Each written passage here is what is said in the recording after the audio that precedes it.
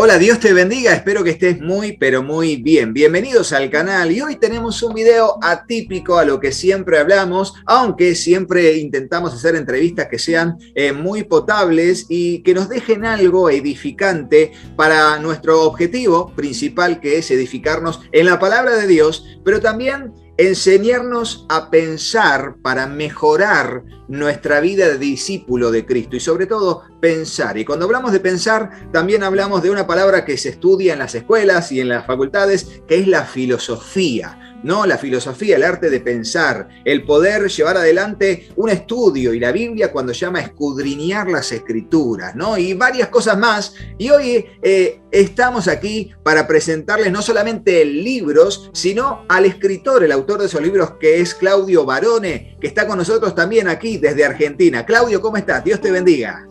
Hola, ¿qué tal? ¿Cómo estás? Un gusto de estar acá con usted. Bueno, soy Claudio Gustavo Barone, soy profesor de filosofía egresado de la Universidad de Buenos Aires, soy doctor en filosofía por la Universidad de Morón, enseño materias de filosofía en el Instituto Superior Juan Amos Comenio y me dedico exclusivamente a la filosofía. También tengo un espacio que denominé no originalmente, porque ya ese nombre se da en otros países también, que es Café Filosófico, donde se expone una vez por mes distintas temáticas con relación a la filosofía y su vínculo con las escrituras, ¿no? Vivo en Argentina, en Capital Federal, y estoy casado y soy padre de 2 hijos. Muy bien, y esto surge de una idea y una necesidad, porque no es solamente decir, bueno, quiero hacer un café filosófico. ¿Cuál es la necesidad que viste y a dónde apunta el contenido de la actividad que haces? Y luego vamos a hablar un poco también de los libros que ya has escrito. Bueno, la necesidad surge de ver algunos problemas en cuanto al conocimiento que se tiene en el ámbito evangélico de distintas temáticas, ¿no? El café filosófico tiene 2 objetivos: hacer que las personas que no conozcan a Cristo la conozcan de una manera mucho más racional, y en segundo lugar, tratar de que los hermanos tengan mayores herramientas para poder defender su fe frente a las distintas demandas del mundo actual, ¿no? O sea, tiene un fin apologético, pero a su vez se trata de que las personas puedan llegar a Cristo tratando de entender el lugar de donde vienen. Por ejemplo, si tenemos que discutir con un marxista, la idea es que conozcamos qué pensaba Marx para poder tener herramientas para discutir con él.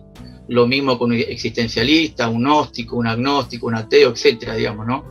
Es generar herramientas para que los cristianos no puedan no estén al descubierto cuando se encuentran con una persona que conocen este tipo de filosofía, ¿no? Exacto, y creo que lo mejor que nos puede pasar como Iglesia de Jesucristo es aprender a estar preparado, ¿no? Porque hay veces que el concepto de estar preparado, Claudio, es muy básico. Es muy básico, es saber algún versículo de memoria por la escuela bíblica y darle para adelante hasta que nos topamos con alguien que sabe más que nosotros y que nos da vuelta como una media, que acá nos dice en Argentina, decimos eso, ¿no? Como diciendo, no sabemos qué responderle. Creo que va por ahí, y sobre todo esto que intentaba decir al principio, que es la necesidad de escudriñar las escrituras, no solamente desde las escrituras en sí misma y contexto, sino también conociendo las posturas filosóficas que son contrarias a lo que es el concepto bíblico. Sí, tal cual, sí, esa es la finalidad. Aparte, si uno analiza la apologética cristiana ya desde el siglo II, la mayoría de los apologistas conocían las ideas rectoras del mundo en que vivían, digamos, ¿no? Por ejemplo, si uno piensa en Justino Mártir, que fue uno de los primeros filósofos cristianos, creo que el primer filósofo, porque tanto Arístides como Cuadrato no eran filósofos, cuando dirigen su apología al emperador Adriano, sus 2 apologías y el diálogo con Trifón, que escribe Justino, su tarea es netamente apologética, pero él trata de alguna manera de sintetizar las ideas que los griegos tenían, porque estamos en un contexto helenístico básicamente, para tratar de alguna manera llevarlas al ámbito cristiano, digamos, ¿no? Justino por eso dice: todo lo que los griegos dijeron con verdad nos pertenece a nosotros los cristianos. Él no dijo todo lo que dijeron los griegos es verdad, Dijo, todo lo que dijeron los griegos con verdad no pertenece a nosotros los cristianos. O sea, una tarea de síntesis, ¿no? Los cristianos no podemos estar en contra de todo lo que dice la ciencia hoy. Los cristianos estamos en contra de aquellas cosas que la ciencia dice que se oponen a las escrituras. Eso es ser inteligente, digamos, ¿no? Es tratar de ganar a las personas desde su propio ámbito de saber.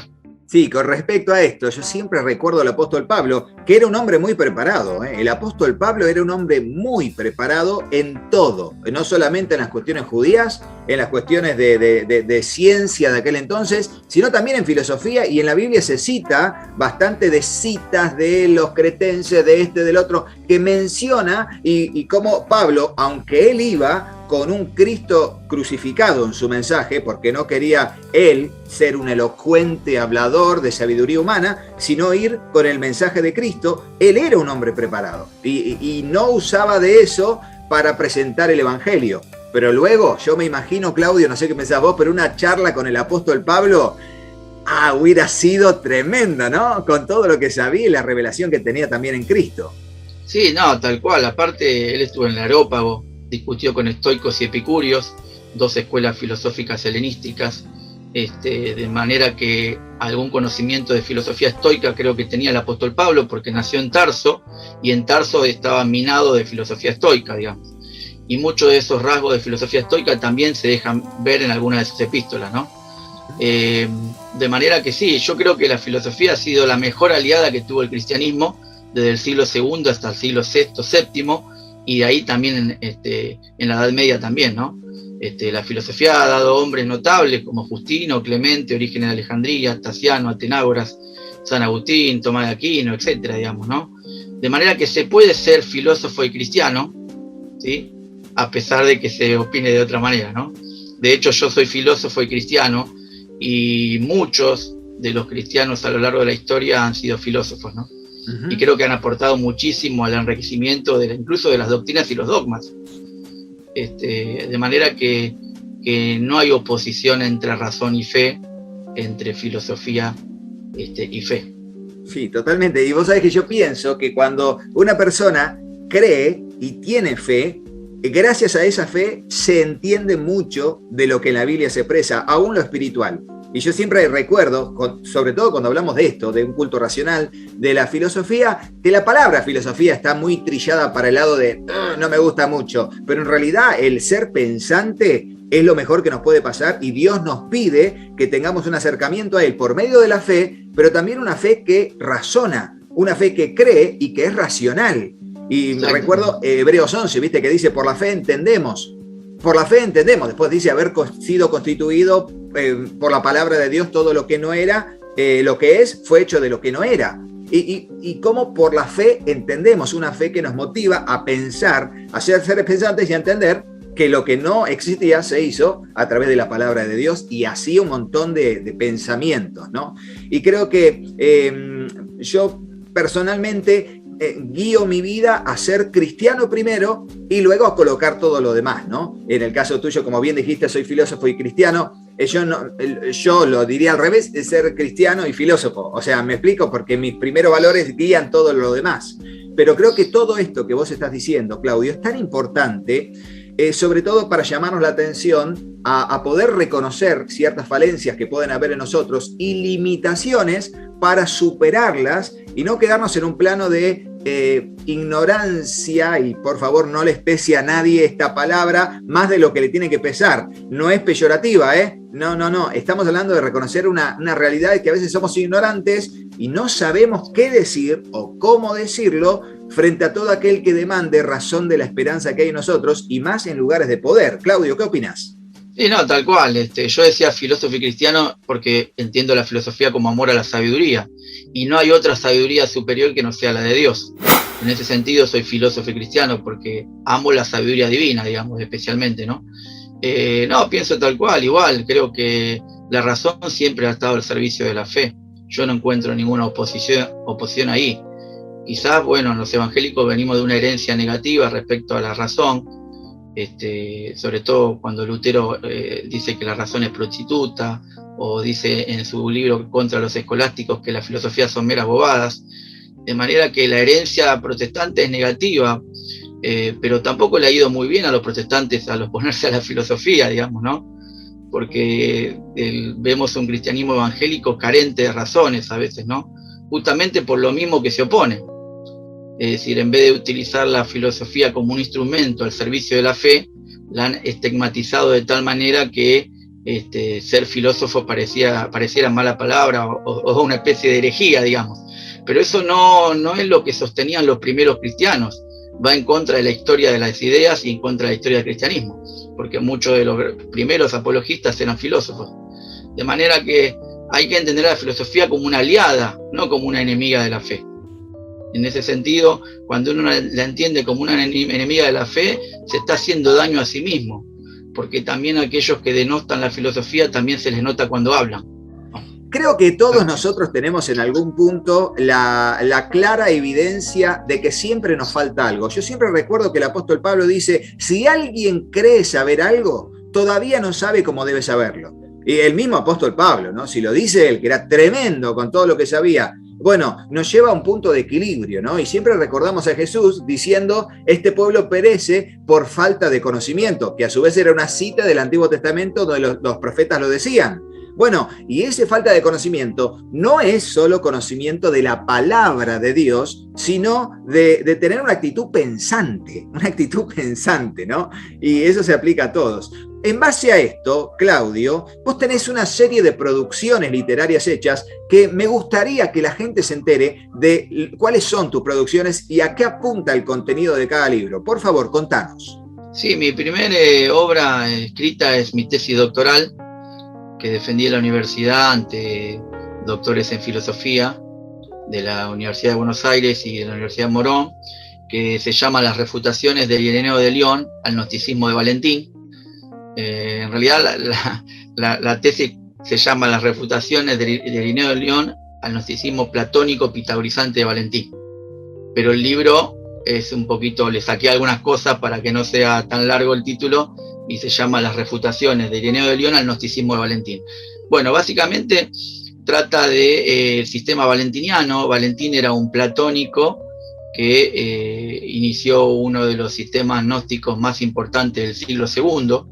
Cuando hablamos de sistemas gnósticos nos referimos a la idea que tenían los gnósticos de creer que ellos tenían un conocimiento superior al apostólico.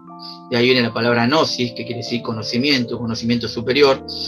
Y bueno, la tesis esta trabaja todo lo que es el gnosticismo valentiniano, todo lo que fue el gnosticismo histórico, que tratan de refutar, entre otros, Ireneo de León, en sus Adversos Herejes, también Hipólito Romano, en su Refutatio, Elencos o Filosoúmena, bueno, y otros, Tertuliano en su Adversus Valentinus, el Justino mismo también habla en contra del valentinismo, pero concretamente la tesis basa sobre la obra de Ireneo de León, que es el que se encarga en 5 tomos de refutar lo que fue el gnosticismo valentiniano.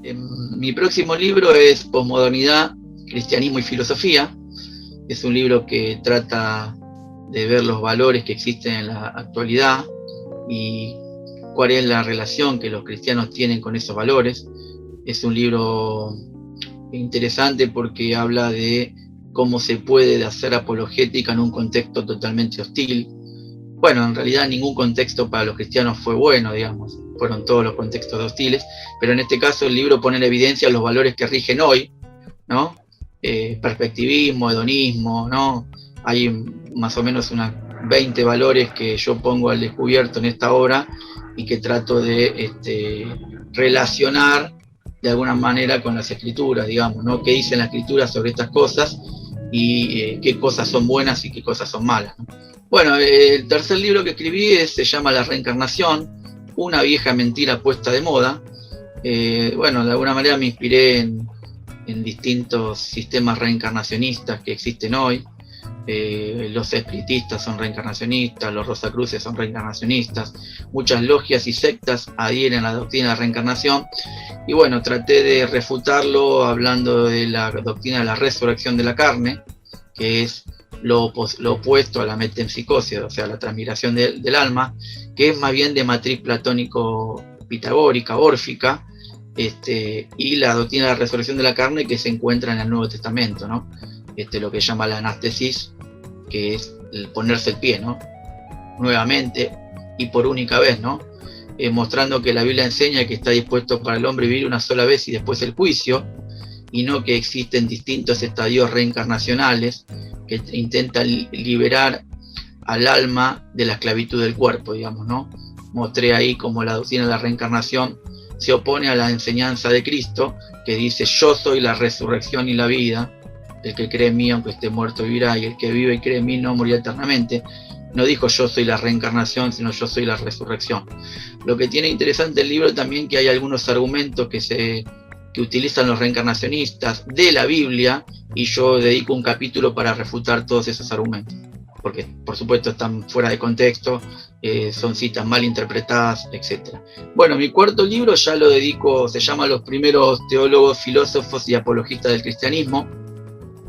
Ya ahí hago un estudio de los primeros intelectuales del cristianismo del siglo II y III. Bueno, ahí trabajo todos los grandes intelectuales: Quadrato, Arístedes, Justino, Tasiano, Atenágoras, Clemente, Orígenes, y expongo las ideas significativas de estos autores y cómo fueron elaborando de alguna forma su propia perspectiva intelectual, ¿no? Recuérdese que hasta el fin del siglo IV, principio del siglo V, todavía el canon neotestamentario no estaba terminado, digamos, no estaba cerrado. Bueno, y estos autores escriben, ¿sí? Y toman en algunos casos algunos textos que después no van a ser aprobados como canónicos, ¿no? Pero que es de una importancia relevante para lo que es la historia del cristianismo. Y bueno, y mi último libro, que hace poquito lo saqué, se llama Diferencias y semejanzas entre el platonismo y el cristianismo, en mi quinto libro. De alguna manera trato de exponer aquellas ideas que se asemejan al cristianismo, enseñadas por el académico, por Platón, y aquellas ideas que nos diferencian de Platón, ¿no? Entre otras, que Platón creía en la reencarnación, creía en la eternidad de la materia, pero qué cosas del platonismo, que además influyó en la mayoría de los grandes pensadores cristianos, entre ellos en Clemente, en Orígenes, en San Agustín, pero también en algunas sectas, ¿no? Porque justamente el valentinismo, que es el sistema gnóstico más importante del siglo II, también era de matriz platónico-pitagórica, ¿no? De alguna manera el platonismo inspiró tanto a los cristianos como a los heterodoxos, ¿no? A los no cristianos. Entonces trato de exponer las ideas más significativas del platonismo y qué cosas se asemejan y qué cosas nos diferencian con el cristianismo bíblico, básicamente, ¿no? Porque otra cosa sería con el cristianismo filosófico. Y ahí podríamos tener otro tipo de diferencias también, ¿no?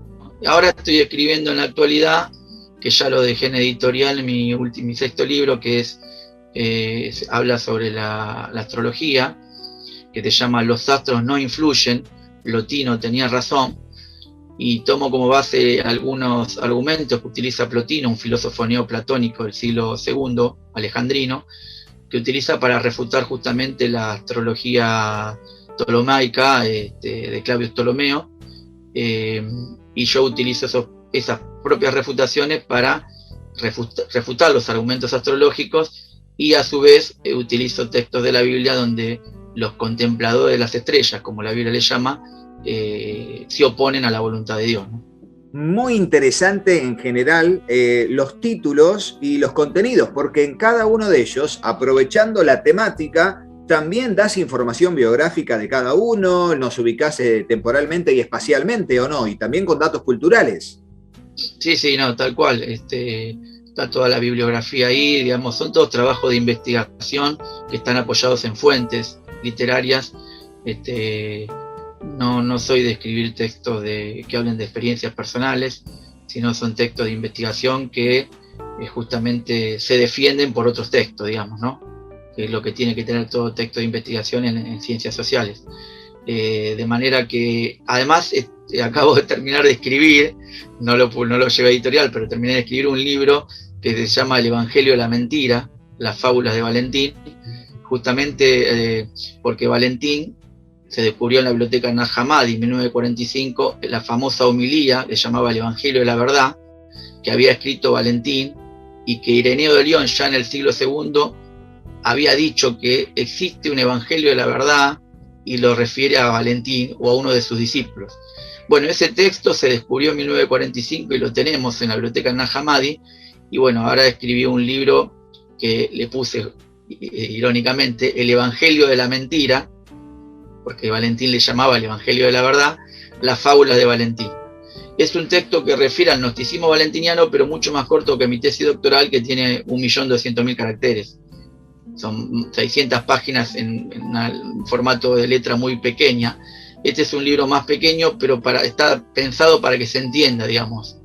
Si bien tiene la rigurosidad del lenguaje técnico, no la amplitud que tenía mi tesis doctoral, pero se centra en una fuente directa, que es el Evangelio de la Verdad, y no ya en la fuente indirecta, que es la de Ireneo de León, ¿no? Esta es la fuente directa, es lo que los valentinianos pensaban. Sí, muy bien, muy bien. De hecho, hemos visto, mientras vos estabas hablando, cada una de las imágenes, los libros, la amplitud, un poco su contenido también. Bueno, todo eso que ha ilustrado este video tiene que ver con la obra que, bueno, Dios te ha permitido, Claudio, poder desarrollar. Pero no solamente haces una obra, digamos, de puertas para adentro o del teclado allí en tu intimidad y luego sacándola a través de libros, sino que nos hablaste en principio del café filosófico, y me gustaría hacerte una pregunta que creo que algunos tienen, y es: ¿cuál es tu ascendencia denominacional? Para que la gente sepa de dónde venís y bueno, dónde te estás desarrollando actualmente. Bueno, yo soy, digamos, me denomino evangélico bautista. Igual considero que la filosofía y los temas a que me dedico exceden el marco de una denominación, pero evidentemente a los 16 años acepté a Cristo y me empecé a congregar en una iglesia bautista. Actualmente me congrego en la iglesia bautista de Liniers, en donde expongo los cafés filosóficos una vez por mes. Y los cafés filosóficos integran a todo tipo de personas que quieran anotarse, son gratuitos, tienen un costo. Contale a la gente. No, los cafés filosóficos son gratuitos. Puede venir cualquier persona, no tiene que ser de filosofía. Puede venir personas de otras disciplinas o de ninguna, digamos, porque la idea es que todos puedan comprender lo que se enseña en esos encuentros. No está pensado para eruditos, está pensado para personas que quieran ampliar sus horizontes intelectuales y capacitarse para tener una defensa mucho más racional de la fe, ¿no? Que es lo que buscamos. Está pensado en términos apologéticos, digamos, ¿no? En dar herramientas, pero no es autorreferencial, ¿no? Lo importante en los cafés filosóficos es lo que las personas digan, no tanto lo que yo voy a decir, ¿no? Se arman lindas charlas y participa mucha gente, que es lo que uno busca, ¿no? Que la gente diga lo que piensa, que a veces no hay un espacio en la iglesia para decir lo que uno piensa, sin ser tildado de alguna especie rara, digamos. Entonces en este espacio cada uno dice lo que quiere, y bueno, la idea es que además se busca también hacer un espacio de comunión, ¿no? O sea, si bien aprendemos, pero nos hacemos amigos, se va integrando gente. Bueno, esa es la finalidad también. Pero puede venir cualquier persona y sin ningún tipo de costo, digamos. Bien, y por último, para aquellos que quizás no sepan, ustedes tienen un canal de YouTube donde, bueno, allí hay algunas grabaciones con un audio que, bueno, es más o menos entendible en general por la distancia de la cámara, donde allí se ven un poco de cómo presentás la temática, cómo moderás también las opiniones de los demás, y llegás a acuerdos, llegás a que uno pueda expresarse, vos también actuando como sintetizador de ciertas cosas para pasar a otro tema, y donde se dan contenidos que a veces son disímiles en cuanto al tema central, pero que, bueno, son de complemento para la comprensión general, ¿no? Contanos un poco de eso. El canal es Cristianismo y Filosofía. Sí, la idea del espacio del café es tratar de que todos de alguna manera se sientan cómodos. A veces se van de tema, es muy lógico en un café filosófico que uno empiece a hablar de cosas que no tienen que ver con el tema, y ahí trato de orientar la charla al tema que nos convoca, pero que la gente se sienta bien. Ahí no hay ninguna pregunta que sea tonta, digamos. Todas las preguntas son importantes, porque si alguien las hace es porque de alguna forma está necesitando o que se le esclarezcan las ideas, o bien hay personas que quieren decir lo que piensan, no tanto hacer preguntas, ¿no? Lo que he notado que la gente quiere decir lo que piensa, no es tanto le voy a preguntar al profesor, sino, mira, yo pienso esto, y se puede disentir, podemos pensar de otra manera.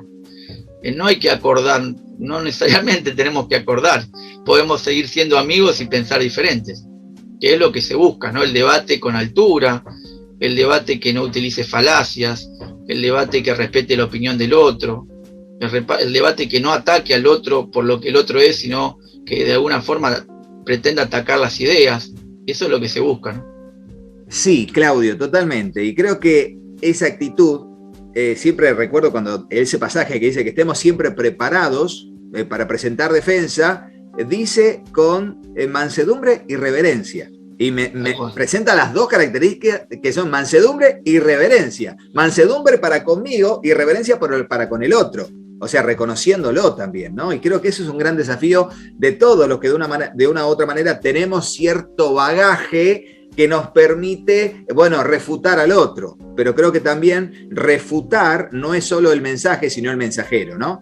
Como decía McLuhan, ¿viste? El medio es el mensaje, sí. Bueno, también orientado a la misma persona. Bueno, más o menos así. Yo creo que también cuando uno presenta defensa con mansedumbre y reverencia, también está dando un mensaje apologético que se respalda con el testimonio, ¿no? Contanos un poco cómo la gente se puede comunicar con vos o con lo que haces, más allá de que en breve les vamos a decir bien cómo poder conseguir los libros. Bueno, por medio de mi WhatsApp, y también si quieren por el Facebook, Claudio Gustavo Barone, me encuentran así. Yo creo que de esas dos formas, bueno, mi mail, si quieren, también mi email, sopsar1@yahoo.com.ar. Sopsar es la abreviación de mi hija Sofía Sara, sopsar1, con el número 1, @yahoo.com.ar. Ahí me pueden mandar un mail. Si no, bueno, por WhatsApp, por Facebook.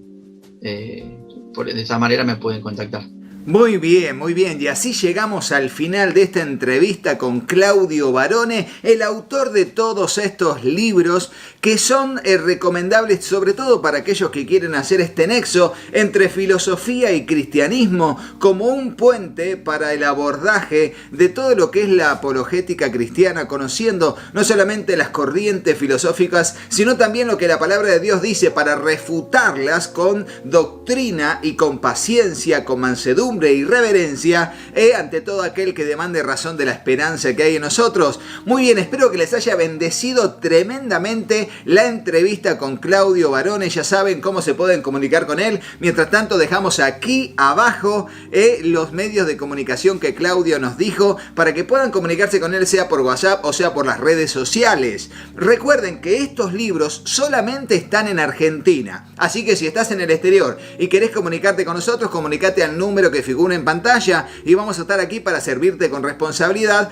para poder enviarte por DHL todos los materiales que quieras, no solamente los libros de Claudio Barone si es que te interesaron, sino también todo tipo de materiales que tenemos para poder bendecir sus vidas. Sepan que estamos aquí para servirles con responsabilidad, como ya muchos han optado por comunicarse con nosotros para poder atenderles y mandarles sus materiales, sean fundas para Biblia, sean fundas para diferentes materiales cristianos, sean materiales cristianos, Biblias de estudio, etcétera, etcétera, etcétera, dentro de Argentina y para todo el mundo. Así que gracias por este tiempo, pero no te vayas de este video sin hacerle caso a mis hijos. Hola, yo soy Katy. Si te gustó el video, ponle me gusta y déjanos un comentario. Hola, yo soy Juanpi. Suscríbete al canal y activa la campanita. Y acordate de compartirlo con tus amigos. Que Dios los bendiga muchísimo. Y hasta el próximo video. Chao, chao.